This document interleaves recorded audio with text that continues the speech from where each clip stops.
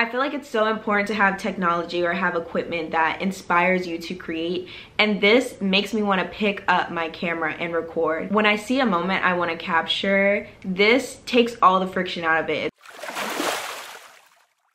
First and foremost, I just have to say, I am just a girl. I do not know what a 1-inch sensor is, does, whatever. Like, this is not gonna be a super technical camera review video. I'm not that person. I'm just a girl who makes videos, and I bought this camera. I'm just gonna give you my very honest, unsponsored review of the DJI Osmo Pocket 3 from a basic vlogging girly. I freaking love this camera, and honestly, if you're not in the market to buy a new camera right now, I suggest you don't watch this video right now, because I'm gonna convince you to buy this by the end of the video. We're gonna talk about video quality, audio quality, the learning curve if you're a beginner or like not a camera person, battery life, some of the drawbacks. Like, we're getting into all of it. So I'm just so excited because I love this camera and I just want to talk about it. So let's get into it. If this is your first time hearing about the DJI Osmo Pocket 3, it's this little, really super tiny, super cute handheld camera. We're gonna get into all the features, but it basically has some cool features like face tracking, an automatic turning gimbal.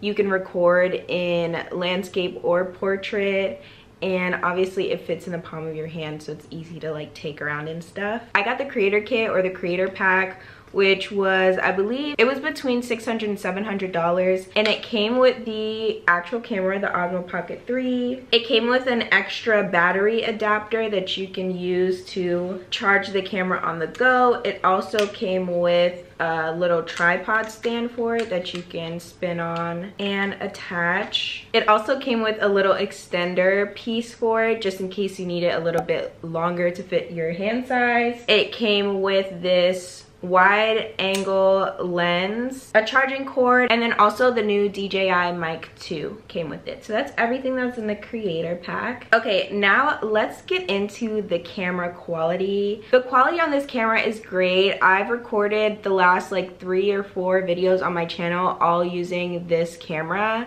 It's worked great for me in my apartment. I do get a lot of sunlight in my apartment, but even at night, it's been like, the quality is very good in low light as well.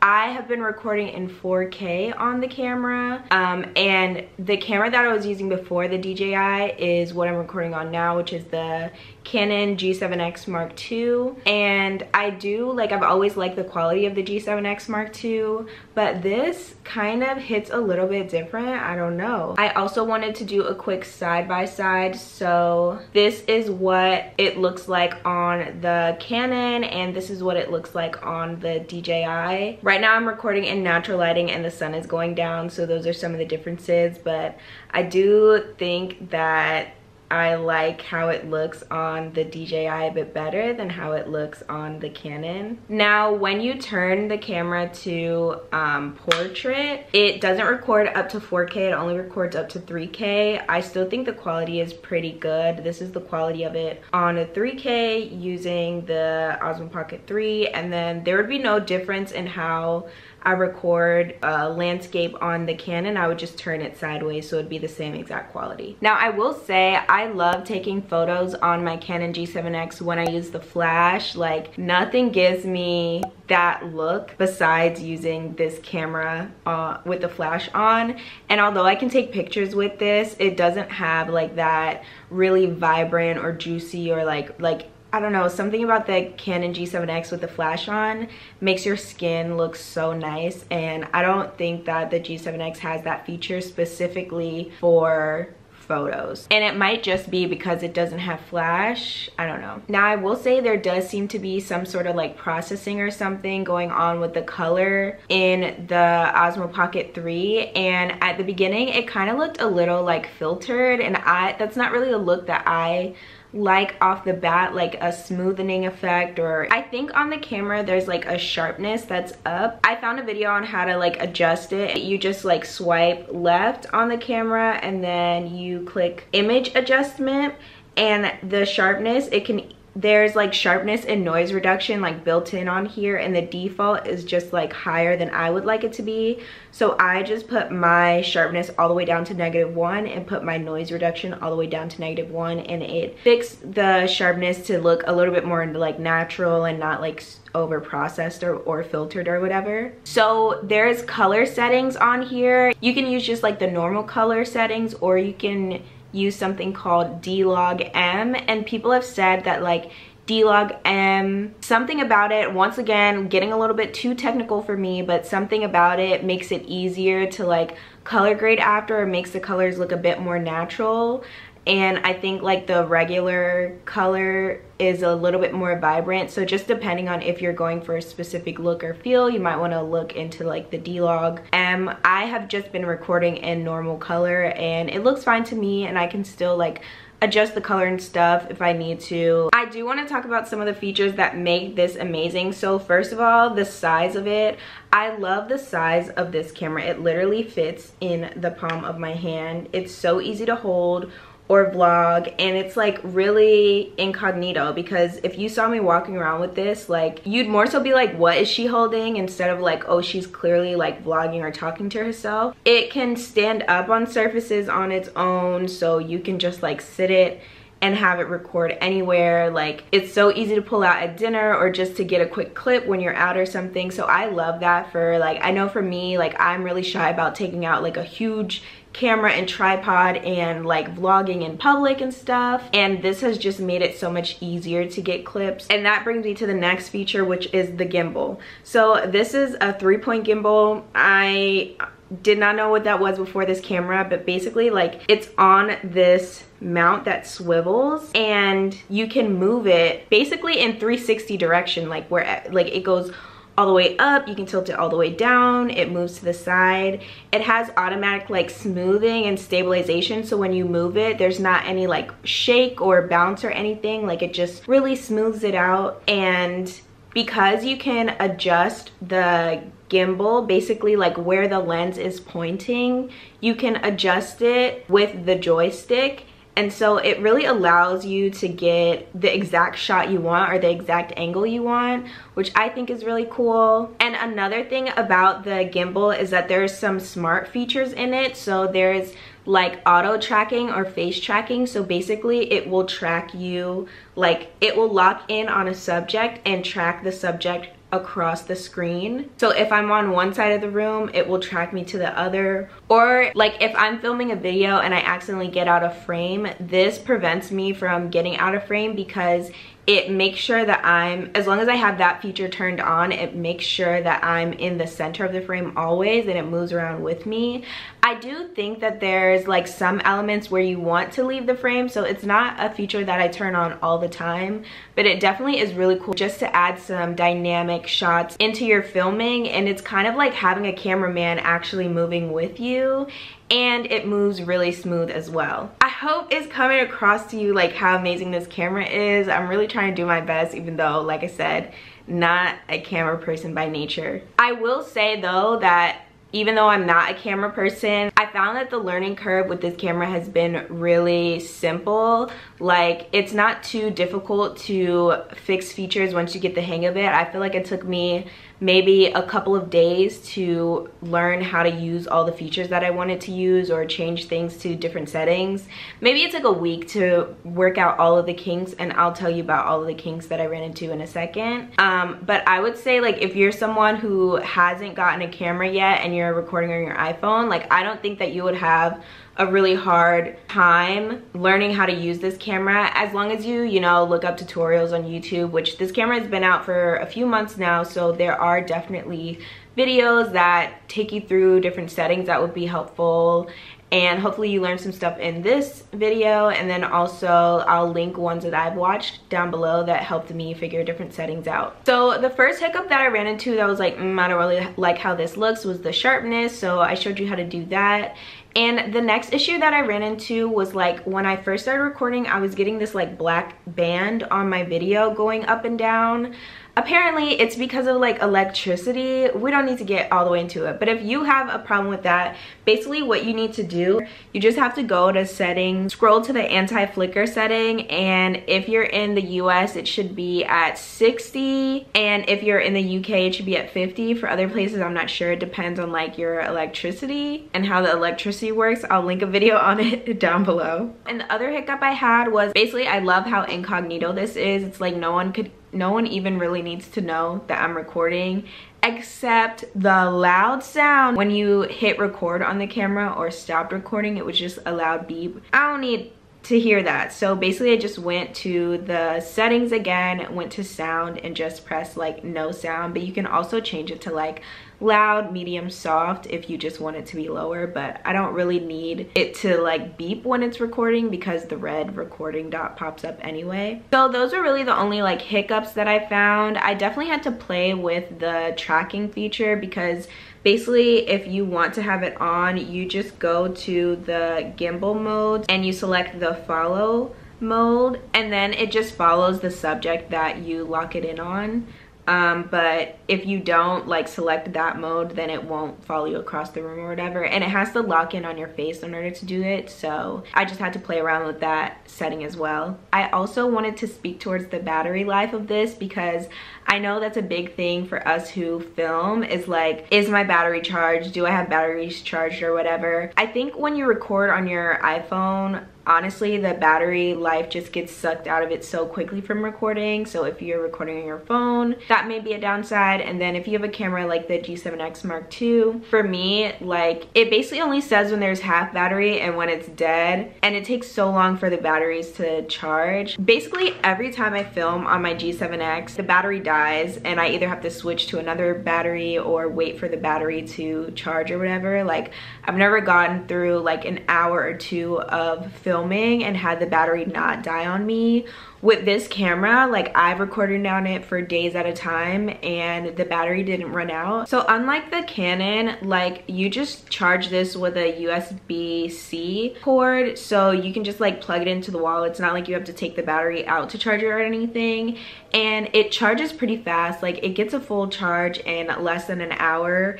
And also this is an extra battery pack that you can charge. So because I usually have this with me, like I've never run out of battery because either this is charging this camera or like I have this on, like because I have these two and because it's so easy and fast to charge them, I have not run out of battery ever or like had the camera die on me yet, and I've like used it to film for days. It's not something that I feel like I have to be so meticulous about checking up on the battery or whatever. And I like because it's like the battery shows the percentage, it's not just like the bars, it's like you have 30% charge or whatever. So I can like quickly just charge this or plug this into here if I feel like I need it to have some more juice. So honestly, the battery life is a really big plus. I tried to film this video yesterday and I couldn't because my battery died on the Canon. I was waiting for the battery to charge for like 3 hours. So yeah, that wouldn't happen or hasn't happened using this camera yet. I wanted to talk about the audio quality as well. So I'm gonna unplug my mic that I have attached to the Canon right now so you guys can hear the quality of just the Canon versus the quality of the Osmo Pocket 3. I think that the audio on the Osmo Pocket 3 sounds way better than just the raw quality of the Canon camera. Like I think there's noise reduction in the sound built in on the Osmo Pocket 3 that just makes it, I don't know, sound smoother, or less stuff in the background or less muffled or whatever. So that's the difference there. And then also the creator kit comes with the DJI mic 2. I really like this mic. It's like a clip-on mic. It comes with this magnet as well. I could just pop it on my shirt like that and have it here. And I like this mic because one, it's just a really good mic. I could hold it in my hand like this. In terms of setting up the mic, this is so easy to use because you don't have to do anything extra in order to record the audio on here. Like it automatically connects to the DJI. Also, this has its own like internal storage. So even if you're not Like you could record a podcast on here. It has a port for the USB-C that you can just plug it into your camera and upload audio there. So I've even like done voiceovers just using this microphone and uploading it. So that's an option as well. So I definitely like this mic a lot, and it's a way better setup than my other microphone that I usually have on the G7X. Okay, so those are all the technical things about the camera, and now I want to get into like why I feel like this is an amazing camera for vlogging. First of all, it literally fits in your pocket or your tiny little purse that you take out for the night. Because it's so small and it fits in your pocket and it fits in your bag, it's so easy to want to take it with you and want to capture moments, because it doesn't feel like a big lift to take your camera out. And I feel like if you're someone that's sometimes like shy about filming like me, or feels like, oh my god, I have to take this tripod out, I have to set up all this stuff, like I haven't really felt like I needed to set up all my lights or get my big tripod out when I'm using this camera. Like I can still get really amazing shots with just the camera, like nothing else. I have put it in my fridge, I've put it on top of my fridge, I've put it on the ground. Like it also stands up on its own. Like it just is so like functionally simple to use. And I feel like as someone who vlogs, especially if you do like lifestyle vlogs where it can sometimes seem boring if you're just getting the same shots all the time, this has just added a lot of interest to the way that I've been filming lately. So I think in terms of that, it's really good. I think it's also allowed me to capture good quality like footage very quickly when I'm out and about and in the moment. Like it's not like I have to take a bunch of shots over and over again because I'm trying to like make sure my hand is stable or make sure I'm, you know, getting the right angles or whatever. It's so easy to get the exact angle you want without taking up a lot of space in public. It's not like it takes 2 minutes to set everything up. It's just like it makes it so easy to get good quality moments when you're out. Again, I can't stress enough how much I love that it's discreet. Like if I don't want people to know that I'm filming, then they don't really have to know. Like I could literally just have this in front of me filming something and you would like never know, or it doesn't draw too much attention to you, which I really like. As someone who is like a shy girl that vlogs, I'm not trying to call a lot of attention to me. I just want to capture the moment, you know?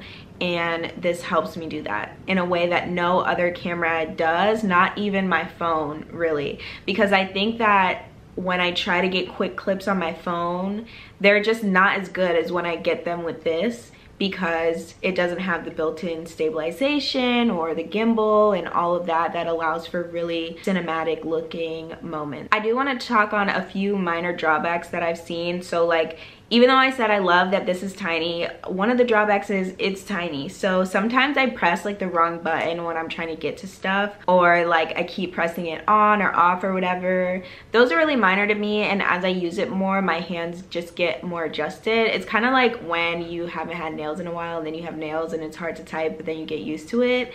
It's that kind of thing. But I have like pressed wrong buttons or changed the setting by accident and stuff, and that can be a little bit annoying to trip over when you're like first starting to use it. I would say that like out of the box, I don't think that I liked the quality as much as I like it now that I've played with the settings a little bit. I think everyone is gonna like things differently, so definitely watch videos like this or other videos that are gonna be way better in explaining the different settings and camera quality or whatever. But definitely you have to play with it in order to get the settings that work right for you. So I don't know if that's a drawback. I think that's just something that you have to do no matter the camera that you're using. I do have to be honest, I haven't completely figured out the face tracking feature a lot. I think it's really cool and it's helped me add some very interesting shots to my videos, but I feel like whenever I'm trying to show someone like, look, this is the face tracking, it doesn't work. I still have to figure out like how to actually make it work when I want it to, and like know how to turn the setting on or off. That has been a little tricky for me personally, but like I said, I'm not like super savvy with cameras or anything, so I expect that like over time I'll be able to get better at that. But just want to be honest, that setting, like doesn't always work when I want it to. So overall, this is my favorite camera that I've used so far. I will be probably filming all of my videos on this, and I wanted to wait to do this review until I had used it for a while. So I think I've had it for about a month now. I filmed like maybe 4 videos on it. I've done like a completely like cinematic voiceover vlog and shot it with this, and I think that was like one of the most beautiful videos I've ever made personally. I'll link it here. I've also filmed like a sit down, get ready with me video using it, just like doing my makeup and having like my full lighting on. I'll also link that here if you want to see that quality. I've also done like just weekend in my life vlogs using it, so using it outside, using it inside, being able to see the camera quality in low light, see the audio when I'm out and about, all that stuff. And I have loved using it in all of these different settings. I feel like it's so important to have technology or have equipment that inspires you to create, and this makes me want to pick up my camera and record. When I see a moment I want to capture, this takes all the friction out of it. It's like I see a moment, I want to capture it, and I can capture it exactly how I want to in my head. And I feel like with all my other equipment, it's just like a little bit more of a hassle in order to be able to do that. So that is personally why this is like the love of my life in terms of cameras. That's my review on the DJI Osmo Pocket 3. I just think that everyone would love this camera. If you have it, let me know how you like it. If there's any other things about the camera that you're wondering about that I didn't get to, leave it in the comments below and I can try to answer them, or maybe like make a part 2 if I, you know, if there was a bunch that I didn't get to. I hope you enjoyed this video. I will see you next week for another one, and in the meantime, make sure to spend time creating. Bye.